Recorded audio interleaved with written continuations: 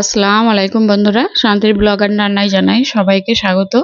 আশা করছি সবাই ভালো আছেন। যে যেখান থেকে আমার ভিডিওটা দেখছেন সবাইকে জানাই অসংখ্য অসংখ্য ধন্যবাদ। প্রতিদিনের মতো আবারও চলে এলাম আপনাদের মাঝে আর একটা রেসিপি নিয়ে।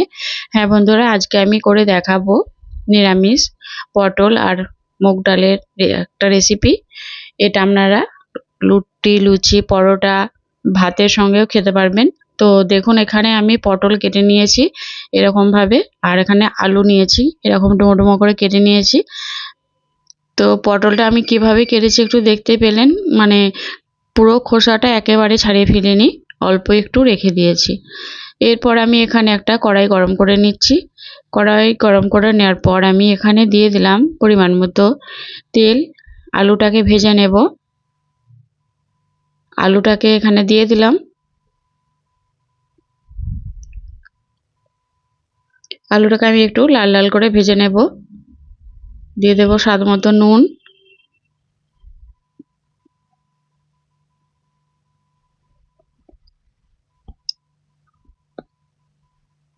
দেখুন আস্তে আস্তে কালারটা চেঞ্জ হয়ে যাচ্ছে।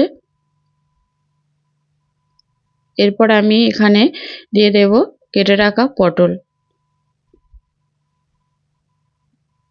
পটল আর আলু একসঙ্গে খুব ভালোভাবে ভেজে নেব। আমি প্রথমে আলুটাকে দিয়েছিলাম কারণ পটলগুলো তাড়াতাড়ি নরম হয়ে যাবে।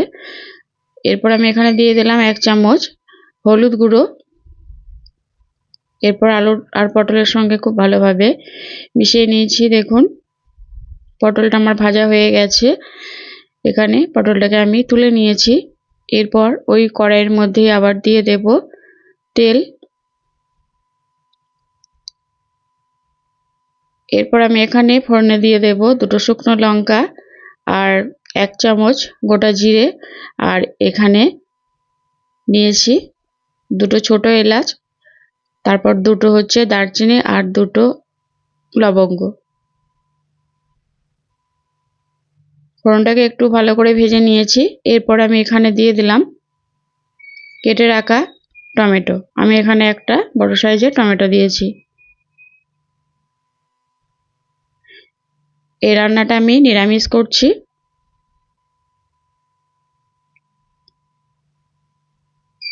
টমেটোটা ফোড়নের সঙ্গে খুব ভালো করে ভেজে নেব। তো দেখুন টমেটোটা অনেকটাই নরম হয়ে গেছে। এরপর আমি এখানে কিছু মশলা দিয়ে দেব। দিয়ে দিলাম 1 চামচ হলুদ গুঁড়ো, 1 চামচ জিরে গুঁড়ো,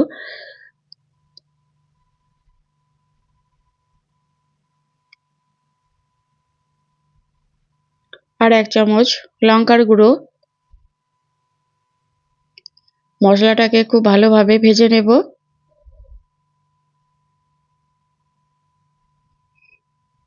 এরপর আমি এখানে দিয়ে দিলাম মুগ ডাল। আমি এখানে মুগ ডালটাকে 2-3 বার পানি পাল্টে পাল্টে ধুয়ে নিয়েছি। মুগ ডালটা এর মধ্যে দিয়ে দিলাম, মশলার সঙ্গে খুব ভালোভাবে কষিয়ে নেব। দিয়ে দেব স্বাদ মতো নুন। দিয়ে দিলাম 1 চামচের মতো চিনি, যেহেতু এখানে নিরামিষ রান্না চিনিটা দিলে খেতে ভালো লাগবে। তো মুগ ডালটা মশলার সঙ্গে খুব ভালোভাবে কষিয়ে নিচ্ছি।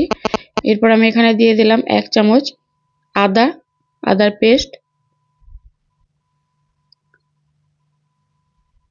এটাকে আবার ভালো করে কষিয়ে নেব।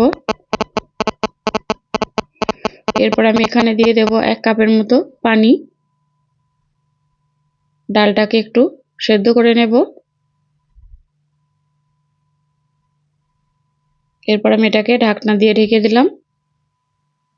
তো দেখুন ডালটা প্রায় আমার সেদ্ধ হয়ে এসেছে। এরপর আমি এখানে ভেজে রাখা আলু আর পটলটা দিয়ে দিলাম। দিয়ে এটাকে আবারও খুব ভালো করে একবার কষিয়ে নেব। বন্ধুরা, এই রেসিপিটা আপনারা রুটি, লুচি, পরোটা এবং গরম ভাতের সঙ্গে পরিবেশন করতে পারেন। দুর্দান্ত লাগে খেতে। একবার হলেও বাড়িতে এভাবে করে বানিয়ে খেয়ে দেখবেন। আবার আমি একটু ঢাকনা দিয়ে ঢেকে দিলাম যাতে পটলগুলো আর ডালটা ভালোভাবে সেদ্ধ হয়ে যায়। আর দেখুন ঝোলটা অনেকটাই মাখো মাখো হয়ে গেছে। এখানে আমি বেশি ঝোল করব না।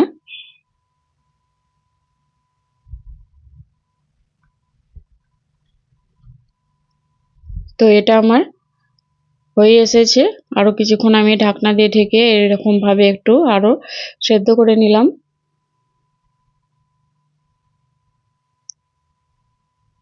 এরপর আমি এখানে দিয়ে দেব গরম মশলার গুঁড়ো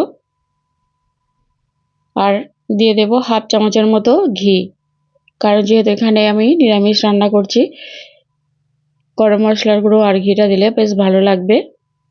তো একটু কম হয়েছিল, আবার আমি একটু দিয়ে দিলাম, দিয়ে একটু ঢেকে রেখে দিলাম 2 মিনিটের জন্য। তো ফিরে এলাম, দেখুন রান্নাটা কি দারুণ লাগছে আর খেতেও দারুণ। একবার হলেও বাড়িতে আপনারা এভাবে করে বানিয়ে খেয়ে দেখবেন আর আমাকে কমেন্টসে জানাবেন কেমন হয়েছে। তো আজ এ পর্যন্ত, দেখা হচ্ছে আবার পরবর্তী ভিডিওতে। ভালো থাকবেন।